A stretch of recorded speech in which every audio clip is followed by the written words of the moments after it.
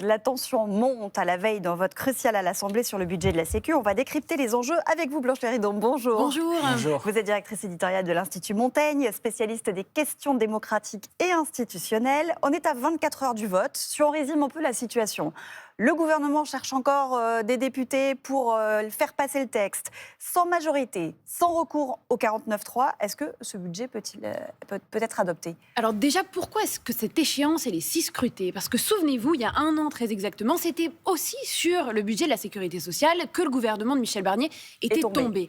Deuxième élément très important, c'est dans ce budget de la sécurité sociale et non pas dans le budget de l'État qu'il y a cette fameuse mesure, la suppression de la réforme des retraites de 2023. C'est pour ça qu'il y a un tel enjeu politique autour du texte. Alors maintenant, pour vous répondre, il y a quand même des petits éléments qui peuvent faire espérer le gouvernement. Et notamment le fait que la partie recette du budget de la sécurité sociale a déjà été adoptée en première et en deuxième lecture. C'était vendredi en deuxième lecture à l'Assemblée nationale avec 166 voix pour.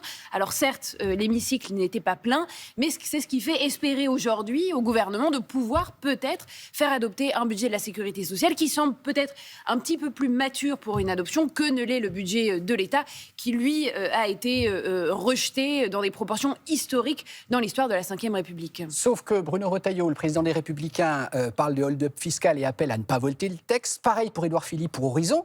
Si ça passe, ce sera à quoi ? À quelques voix de députés près ? Exactement. Alors, on sait aujourd'hui qu'on a environ 210 voix qui sont contre et qui ne bougeront pas. Ce sont les voix du Rassemblement national, des députés d'Éric Ciotti et celles de la France insoumise. Donc maintenant, il va s'agir de convaincre, voix par voix, parti par parti. Et ce que vous avez soulevé est très intéressant. L'immense paradoxe de ce moment-là, c'est que les voix qu'il faut aller chercher, elles ne sont pas tellement dans l'opposition, elles sont au sein de ce qui est constitué autrefois la majorité, en particulier du côté d'Horizon d'Édouard Philippe et des LR de Bruno Retailleau. Et pourquoi les deux y sont aussi hostiles ? Eh bien parce que, encore une fois, c'est cette réforme des retraites qui constitue une ligne rouge. Et comme l'un et l'autre ont des échéances politiques en tête, et notamment pour Édouard Philippe, déjà les municipales au Havre, puis les présidentielles de 2027, rester très ferme sur la réforme des retraites participe de leur stratégie politique. On est d'accord, effectivement, que c'est déjà l'après qui se joue en réalité. C'est déjà la campagne municipale, voire la campagne de la présidentielle qui est en train de se jouer. Bien sûr, et c'est d'ailleurs ce que reproche Sébastien Lecornu, qui fait beaucoup d'efforts. Vous savez, il était au banc, c'est-à-dire qu'il était présent dans l'hémicycle de l'Assemblée nationale pour la quasi-totalité des débats en fin de semaine dernière. On entend ce qui est que très c'est lui rare, qui va les chercher une par une. Normalement, vous avez simplement la ministre de la Santé qui est présente dans l'hémicycle, le ministre des Comptes publics. Et là, on sent qu'il y a un investissement personnel de sa part pour venir récupérer ses votes et pour inciter les uns et les autres à aller vers un compromis. Il le reconnaît. Ce budget-là n'est pas parfait, mais néanmoins, il a réussi à être voté en première lecture sur la partie recettes. C'est aussi un budget où il y a d'autres mesures. On est très focalisé sur cette réforme des retraites, mais il y a par exemple la création de ce congé de naissance qui crée une forme de consensus et qui pourra apporter de vraies évolutions dans la vie de plein de Français une fois qu'il sera mis en place. Il y a des compromis qui ont été trouvés sur la hausse de la CSG, vous savez, qui était ce point d'achoppement la semaine dernière. Donc on a un Sébastien Lecornu qui incite à davantage de responsabilité et de compromis, tout en reconnaissant l'imperfection de ce budget-là. Alors, vous disiez que normalement, ça devrait passer à quelques voix près. Imaginons le scénario inverse. Ça passe pas. Qu'est-ce qui se passe concrètement pour les Français ? Alors, déjà, pas d'inquiétude. Déjà, l'année dernière, souvenez-vous, au 31 décembre, nous n'avions pas de budget de la sécurité sociale. Ça n'empêche pas les prestations d'être versées, les cotisations d'être prélevées. La carte vitale ne va pas s'arrêter.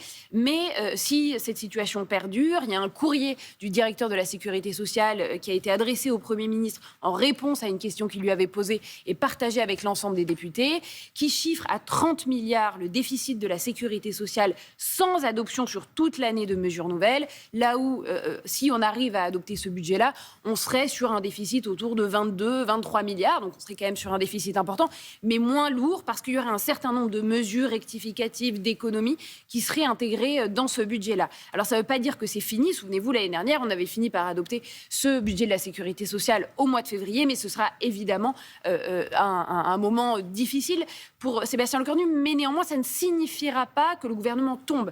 Le gouvernement tombe seulement si, suite au 49.3, il y a une motion de censure qui est votée. Là, rien ne l'oblige, si les députés votent contre, à démissionner, même si certaines oppositions le demandent. En parallèle de cette crise, et on a quelques mots pour conclure là-dessus, le paysage politique, est-ce qu'il est en train de se redessiner? On a vu Laurent Wauquiez ce week-end proposer une primaire plus ouverte vers Reconquête, notamment à droite. L'union des droites doit se faire dans les urnes, dit Bruno Retailleau. Est-ce qu'il y a des digues qui sont en train de céder ces jours-ci? Oui, et j'ajouterais à la liste que vous venez de mentionner les extraits du livre à paraître de Nicolas Sarkozy, où lui se dit désormais très hostile à tout front républicain contre le Rassemblement national.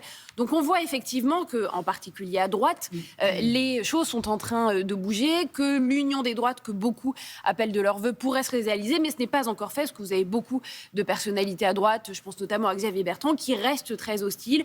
Donc on est dans un moment effectivement de grande recomposition et l'approche de l'échéance présidentielle devrait accélérer tout ça. Merci beaucoup pour cet éclairage, Jean Chéridon.